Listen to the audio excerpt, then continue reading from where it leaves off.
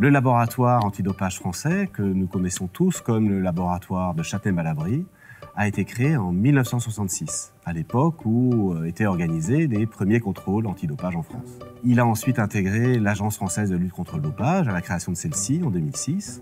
Il en constitue désormais le département des analyses, tout en bénéficiant d'une pleine indépendance opérationnelle et scientifique. Le laboratoire de Châtenay-Malabry est l'unique laboratoire en France accrédité par l'Agence mondiale antidopage, parmi la trentaine qui existent dans le monde à l'heure actuelle. Il s'appuie sur une équipe d'environ 40 techniciens et cadres compétents et expérimentés et sur des matériels très modernes, ce qui lui permet d'être un des laboratoires à la pointe dans le monde. Le premier rôle du laboratoire, c'est d'analyser les échantillons urinaires sanguins qui lui sont adressés par ses clients. Le principal client du laboratoire, c'est l'Agence française de lutte antidopage, qui représente en 2018 65% des échantillons analysés. Et à côté de ça, on a des clients étrangers, donc pour 35% de nos échantillons. Chaque année, on a de nouvelles substances à inclure dans nos analyses. Il y a des publications scientifiques qui font apparaître que la recherche de tel ou tel métabolite permet d'élargir les fenêtres de détection des substances. Donc, on essaie de les incorporer dans nos méthodes.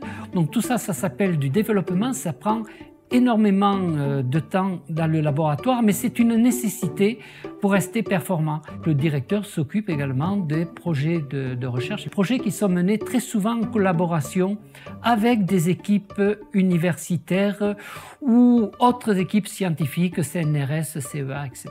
On a un rôle d'accueil et vraiment de formation, c'est une mission de formation vraiment pour les étudiants et ça leur permet de se confronter déjà à un projet de recherche, donc d'être en capacité de à la fois apprendre des techniques, en même temps contrôler une problématique, être en mesure d'obtenir des résultats, de les interpréter, de les valoriser éventuellement.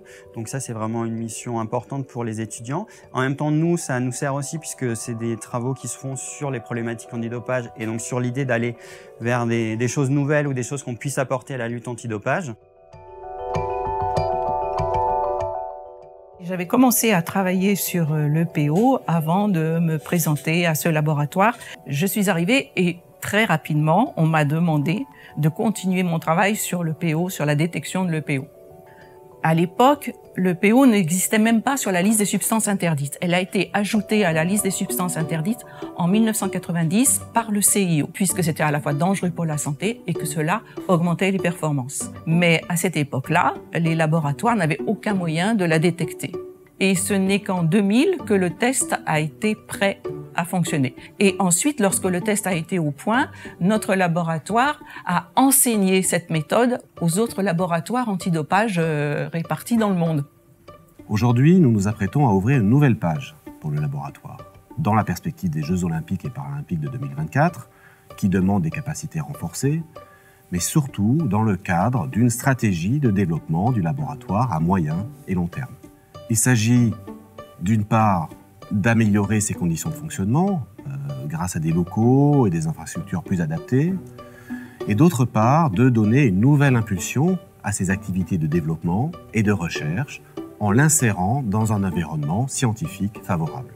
La France doit rester un grand pays de la lutte contre le dopage, et pour cela, garantir la place au sein du système antidopage national et international de son seul laboratoire accrédité.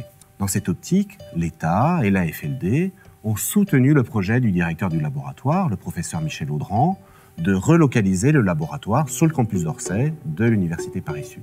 Et moi, je suis ravi que le laboratoire puisse aller à Orsay, d'une part parce qu'on avait déjà des collaborations avec des équipes d'Orsay et le CA qui sont juste à côté, et d'autre part, comme je vous l'ai dit, dans le développement, on a tendance à tester de nouveaux appareillages. Avoir ce type d'appareil sur une université et travailler avec des gens qui sont des spécialistes de cet appareillage, ça ne peut être qu'un plus pour le laboratoire.